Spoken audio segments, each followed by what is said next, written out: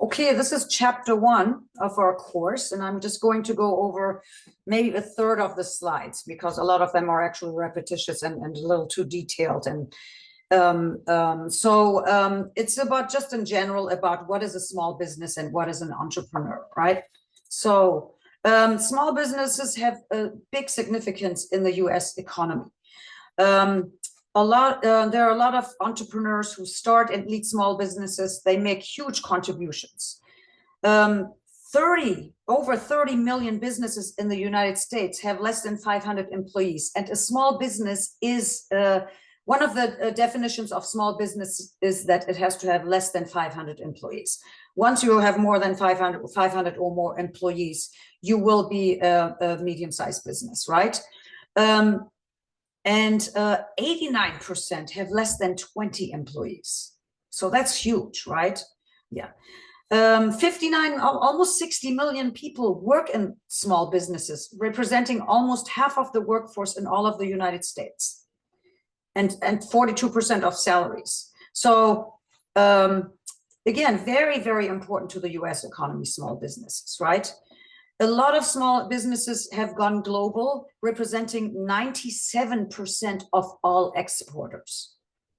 97% of exporters are small businesses. And California is a state which has huge exports. Do you know what our exports are besides technology?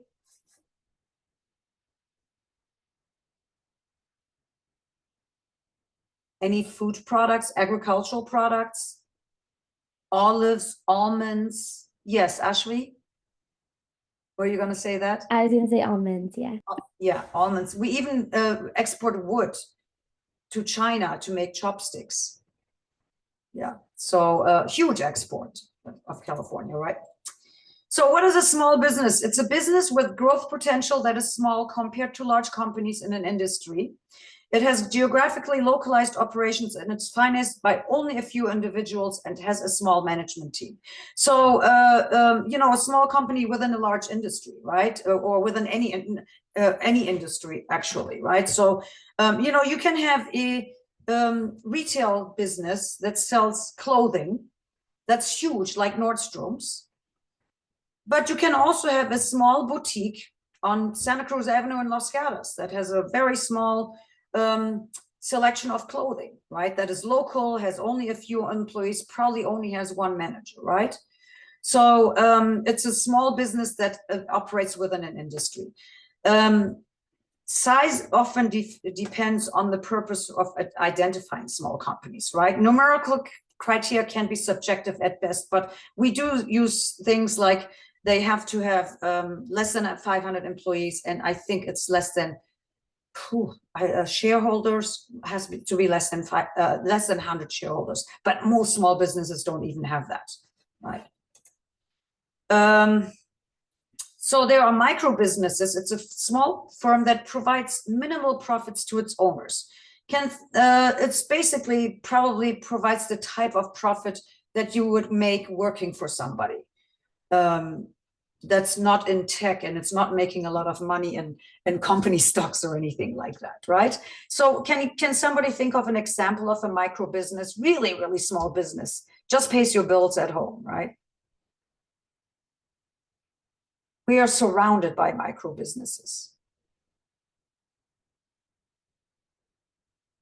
I'll give you some examples. A pool cleaning service, right? House cleaning service, landscaping services,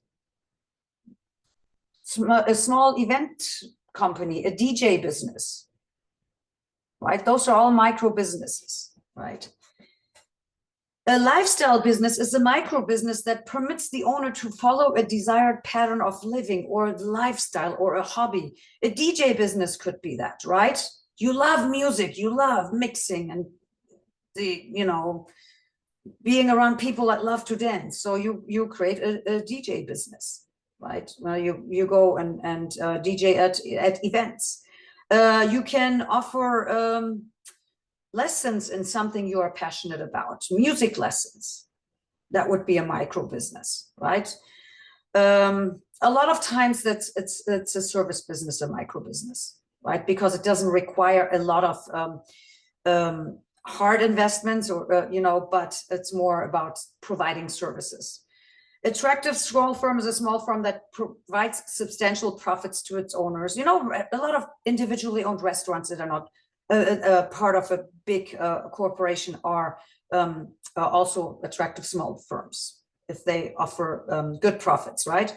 High potential ventures, they're called gazelles, is a small firm that has great potential for growth. A lot of times small firms start very small, but let's say you have an invention, you innovate something that hasn't been done before. That has potential for growth, right? That would be a gazelle.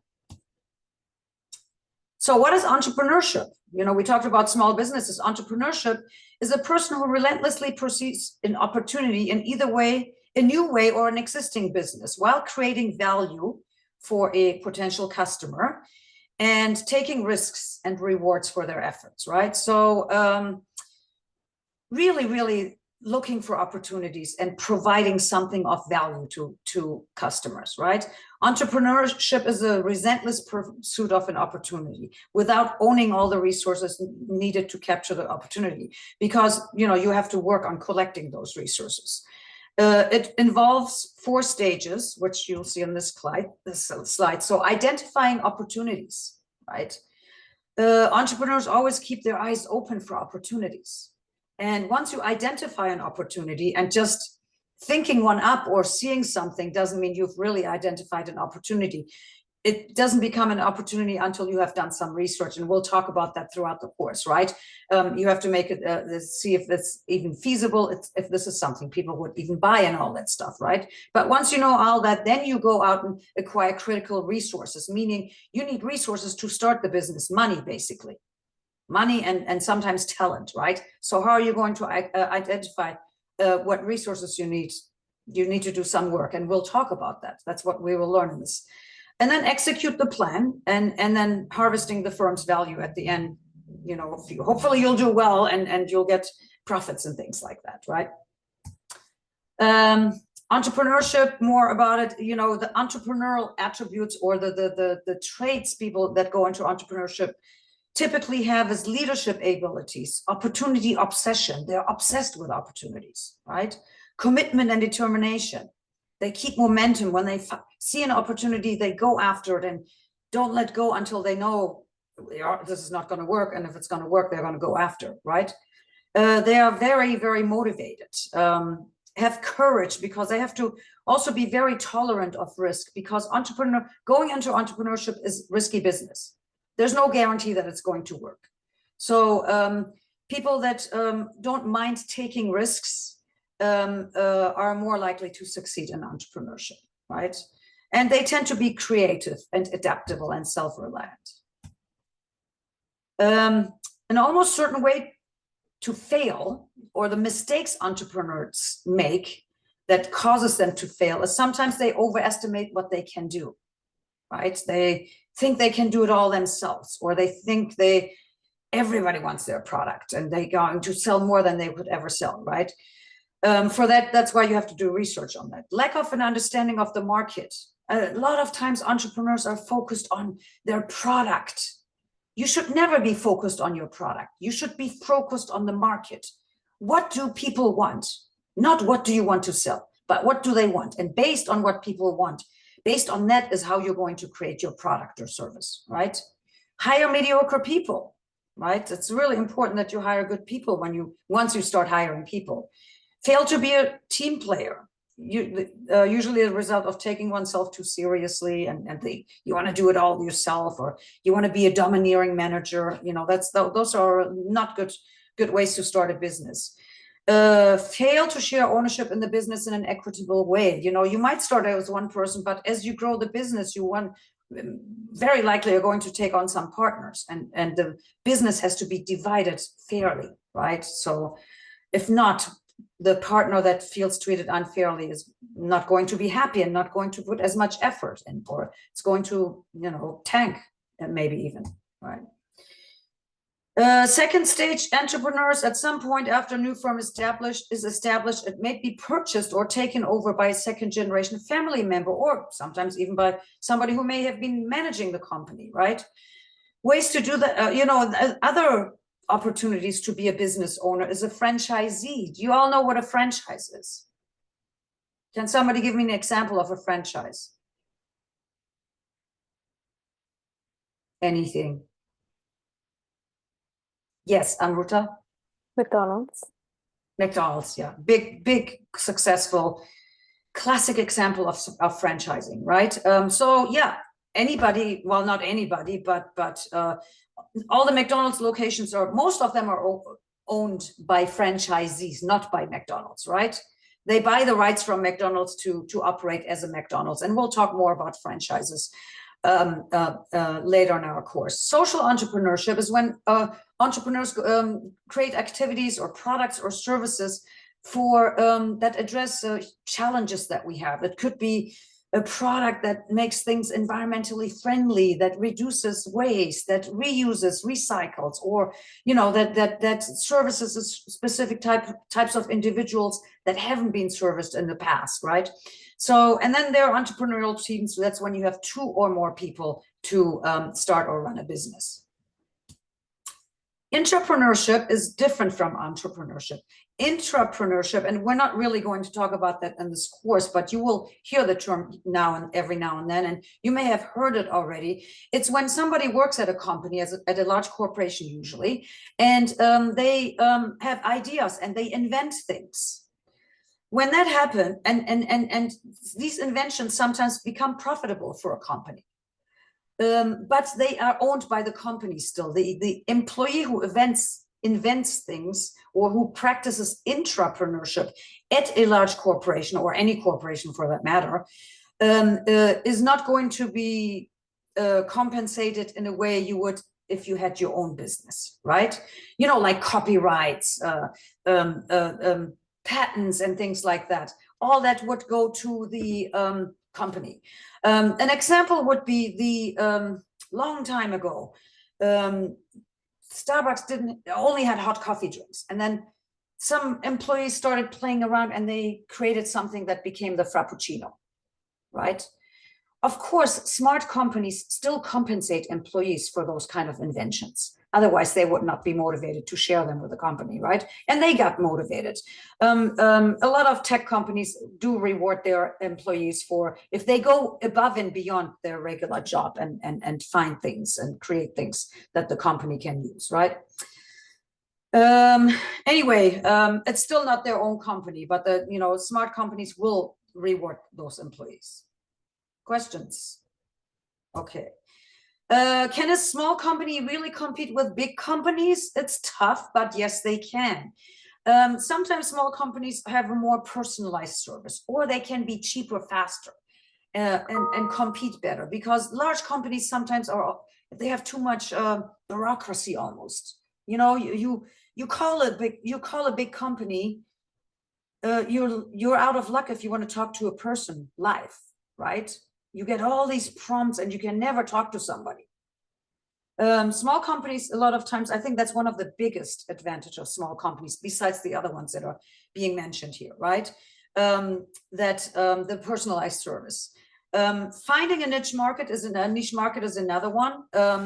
Niche markets are markets that are small. Imagine, companies that sell shoes. So many large companies sell shoes, make and sell shoes, right? Well, you could specialize in making shoes for only size 14 and above. That's a niche market, right? Or niche market. I mispronounce that all the time. The big companies aren't going to go after that small percentage that needs that size. So that's one way to also be more successful as a small company, how you can compete. Some important things: commitment to integrity when you start a business. Always operating with integrity can set a small business apart. Integrity means you do as you say and say as you do, right? That's where you build a trustworthy relationship. How many times have we felt like a company is trying to rip us off, or they said something but didn't deliver. And they were, you know, misleading advertisements and things like that, right? If you come across as trustworthy, you can compete better. Customer focus again, I already mentioned that, focusing on the customer, right?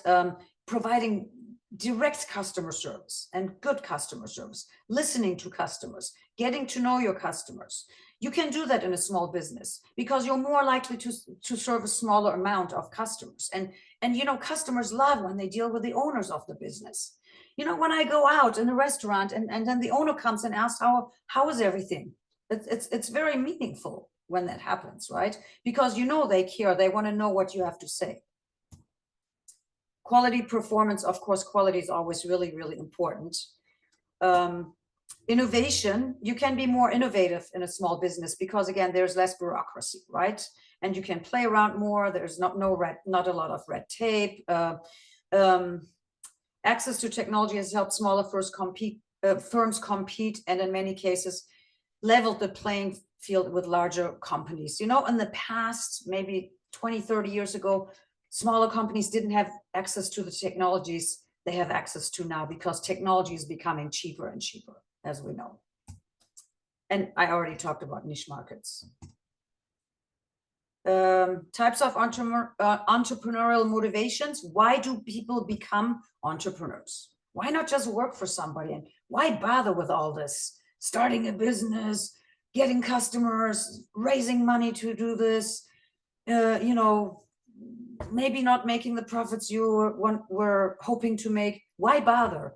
Why not just work with for somebody all your life, right? Well, there are different types of motivations, and I'm going to cover these: personal fulfillment, personal satisfaction, independence, and financial rewards. And I think I have slides of these. Yes, I do. Personal fulfillment is the main reason why people go into business on their own. They want to create a product or service that improve the lives of others, right? Make it better. You know, we do find, you know, ideas. We'll talk about idea generation throughout our course as well, right? How do we get ideas? By identifying problems. If I identify a problem, I'm a consumer, I'm identifying a problem. I'm probably not the only one in the world that has that problem, right? Then I'll talk to people and I realize a lot of others have that problem. And then I create a product to solve that problem, right? And that brings a lot of personal fulfillment. Business owners outrank occupational groups in terms of overall happiness, contentment, right? They have better emotional health, physical health, job satisfaction, healthy behavior, access to basic needs, and self-reporting of overall life quality. Now, this is not necessarily at the beginning of your business. At the beginning of your business, until things run smoother, it's going to be quite rocky. So I don't want to give the wrong impression saying as the day you open the doors of your business, this is going to happen. No, it's of course over your lifetime, right? Personal satisfaction, a business owner feels more rewarded working with a product or service and being good at it. It kind of feeds your ego. I made this, I created this, people love it, right? It feels good, right? Entrepreneurs are energized by enjoyable associations with their businesses, and they enjoy friendships with other business owners, frequently learning from one another. They join small business groups within the industry or chamber of commerce, Rotary clubs and all that stuff. You know, they tend to socialize with people with small businesses and you know, learn from each other and even trade products, services, and so forth, right? If they are visible within the community, small business owners can garner the respect of those who live there. You know, and this comes back to also giving back to the community that you are working in. If you know, you're working in a local, you have your businesses in a local community, do some fundraising for causes in your community, give away things, donate for people in your community, right? Yes, offer internships for students, for example, right? That all looks very good. And people like to buy from businesses that have a good reputation, right? Independence. Many people have strong desire to make their own decisions, take and reap their own rewards instead of working for somebody. Financial rewards. In general, self-employed individuals are more likely to create more wealth than people who work for others. In general, not immediately, but probably in the long run, right? But not always, though. So it depends on the type of business. It's probably not true for a micro business that we talked in the beginning, but when your business grows, it's more likely to happen, right? Ideally, the owner should be compensated for payment for personal time in managing the company, coming in the form of salary. So one of the mistakes also small business owners make, or when somebody starts a business, they don't account for the time they spent doing the work. In the beginning, you're going to do the work, and later you're going to hire somebody. They just work for free.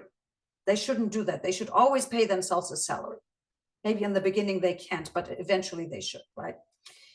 And a return for investing personal money in small business and family money. Sometimes you have to ask family or friends for money in the business, right? Influences of the decision to own a business, you're going to talk to family and friends. A lot of small business owners worked in their family's business before founding their own ventures, right?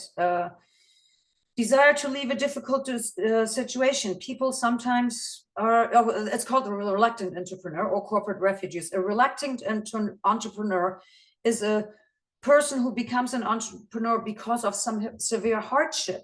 For example, my ex-husband and I, we started a business because I had a baby and I couldn't work, because the company that actually let me have some leave time then went out of business. And at the same time, he got laid off. And that was during a time when there was a bit of a crash in Silicon Valley. So we started a business. So that's, you have a severe hardship, and that worked. Actually, I'll talk about it more during some of my lectures, but that was an IT services business, right? Yeah, I mean, we did well for a while. Yeah, so. And then there's a corporate refugee who becomes an entrepreneur to escape an undesirable job situation. You just hate your job. You hate corporations and things like that. But you know how to do things, and you have worked long enough to start your own business, right? So I think this is the last slide. Understanding entrepreneurial personalities. So this is a combination of these personalities, right?